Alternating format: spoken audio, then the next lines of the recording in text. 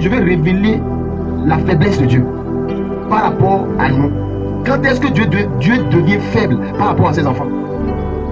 Notre Dieu devient faible quand nous sommes immatures. Et l'immaturité conduit notre Dieu à être faible. C'est-à-dire, par notre immaturité, Dieu devient faible. Dieu ne peut plus nous défendre. Voilà pourquoi Dieu dit de pardonner. Dieu dit d'aimer. Il sait pourquoi il a dit. Lorsque tu violes la loi d'aimer, tu rends Dieu faible. Dieu ne pourra plus te défendre.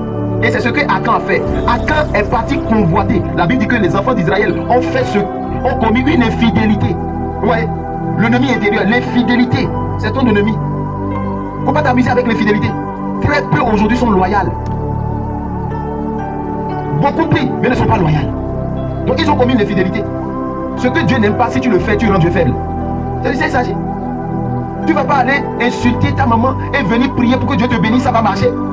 Lorsque tu manques de respect à une personne âgée, tu n'honores pas ton père et ta mère et que tu viennes prier, tu portes en toi déjà l'interdit. À cause de cet interdit que tu portes en toi, Dieu va s'éloigner de toi. Dieu ne va plus défendre ta cause. Dans le livre d'Ésaïe chapitre 59, le verset 2, il dit quoi? Ma main n'est pas trop courte pour vous sauver. Jamais de la vie. La main de Dieu n'est pas courte pour nous sauver. Mais ce sont nos péchés. Il dit non.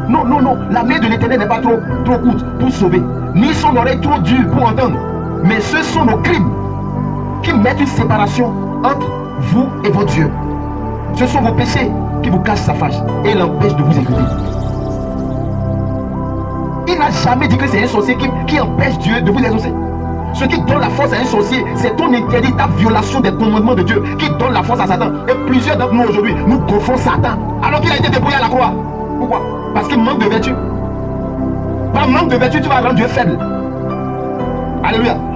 Et c'est pourquoi j'ai dit que la fidélité de Dieu a causé la chute de l'homme dans le jardin d'Éden.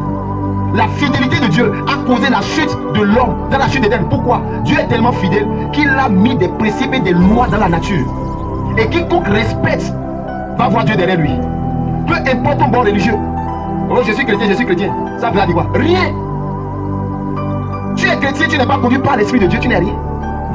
Il dit ceux qui sont conduits par l'Esprit de Dieu sont appelés fils de Dieu. Nous sommes fils de Dieu quand l'Esprit de ce Dieu-là nous conduit. Pas nos sentiments, pas nos propres paroles, pas notre propre imagination, non. C'est que être enfant de Dieu, c'est être dépendant de son Seigneur. Les lois de Dieu sont immuables. C'est pas parce que tu as reçu Jésus comme ton sauveur personnel que Jésus est mort pour toi à la croix, qu'il a annulé les lois. Non. Plusieurs pensent que parce qu'ils ont reçu Jésus, oh, je suis sous la grâce. La grâce te permet de faire ce que tu veux. Non. La grâce ne te permet pas de faire tout ce que tu veux. Et c'est quoi notre immaturité? Un enfant de Dieu qui n'est pas capable d'aimer son frère est immature. Qui n'est pas capable de manifester les vertus de Dieu est immature. Dieu appelle de telles personnes des immatures. Ceux qui vivent selon la chair sont des immatures. Tu rends Dieu faible. Dieu sera Dieu faible. Tu vas l'invoquer, il ne va pas descendre. Or, sa main est puissante pour te sauver, pour te secourir. Mais à cause de ton état, à cause de ton comportement, à cause de ton caractère, tu vas rendre Dieu faible. Dieu ne pourra pas te défendre. Voilà pourquoi il veut que nous nous répandions sincèrement du plus profond de notre cœur, afin de rendre Dieu fort, et il va nous défendre. Alléluia. Et c'est la même chose qui est arrivée avec Gédéon. La Bible dit qu'ils ont fait ce qui déplaît à l'Éternel. Et la main des Madiens fut sur les enfants d'Israël pendant 7 ans. Dieu s'est retiré d'eux. À chaque fois qu'on brise les lois de la nature, Dieu s'écarte de nous. Et c'est quoi vous allez voir, nos ancêtres, ceux-là qui ont connu la nature, nous disent souvent d'obéir aux principes de la nature et de laisser le fétichisme. Qu'est-ce qui peut conduire quelqu'un à aller haïr son frère sur une autel satanique si ce n'est pas l'orgueil? L'orgueil est un désir excessif de supériorité.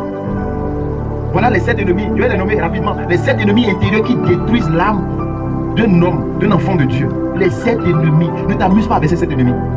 C'est des ennemis. Ne les regarde pas comme une faiblesse, c'est des ennemis à abattre.